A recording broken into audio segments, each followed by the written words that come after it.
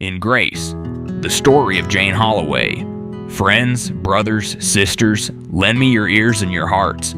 Forget for a moment the clamor of our modern world, the roar of the city, and the rush of our hurried lives.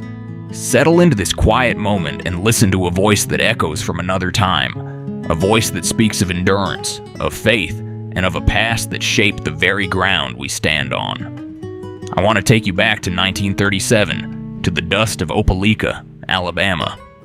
I want to introduce you to a woman named Jane Holloway, whose eyes held the weary wisdom of a long, hard journey. She was frail, laid low by the flu, and her memory, like an old photograph, was faded and worn at the edges. When I asked her, "Jane, do you remember me?" her reply was a soft, lost thing. "I don't know, honey. I've been sick so long with the flu, I can't remember much of anything." The weight of a lifetime, the sheer exhaustion, seemed to press down on her. But then, a flicker of light, a spark of recognition, a radiant smile that broke through the misery like sun after a storm.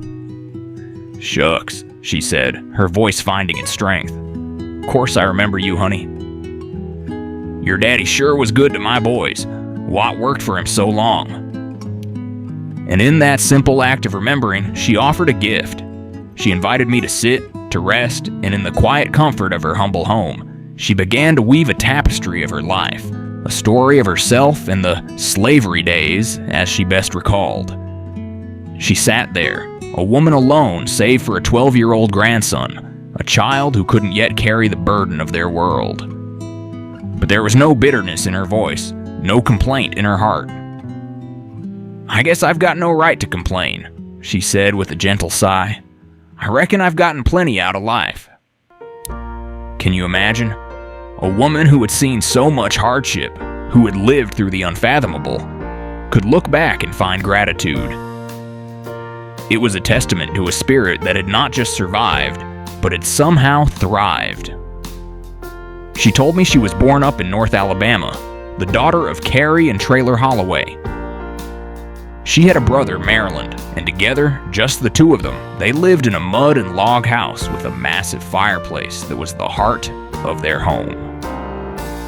We had a good old time then, if only we'd known it, because we were always well fed. It was a world of simple joys and constant hunger. They had long wooden troughs where they poured our bread and milk, and we ate it with wooden spoons.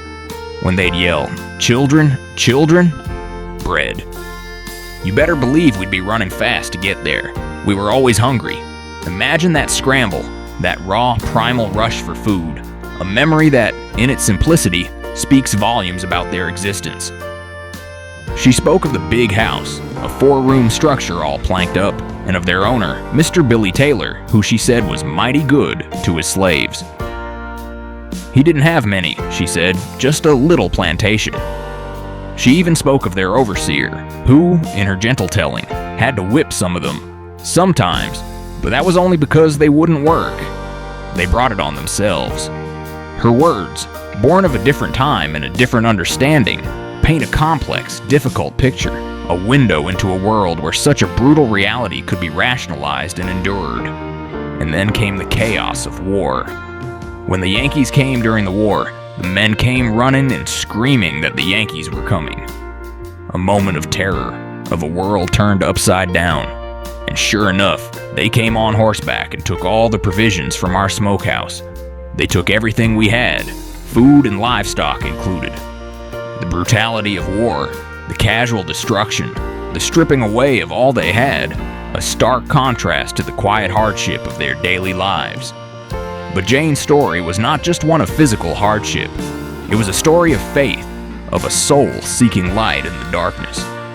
I joined the church when I was 10 years old because I wanted to live right and do what the Bible said. In a world that offered so little control, her faith was her anchor, her compass. She spoke of the separate services, the white folks in the morning and the evening when they would let us have ours. Even in worship, there was a chasm, a separation that was a constant reminder of their place. Yet, as she finished her story, something remarkable happened.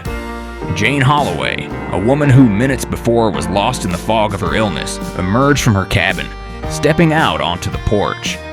She was plumb proud to have her picture taken.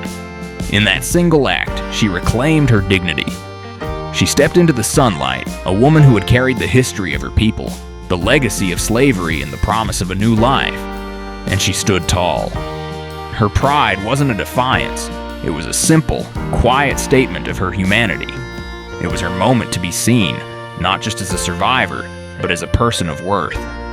So when you think of Jane Holloway, don't just see a woman from a long-lost time.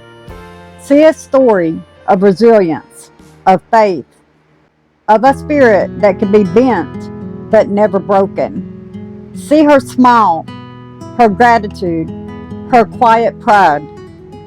And in her story, find the truth that even in the face of the most profound injustice, the human spirit, with its capacity for memory and its unyielding light, can endure.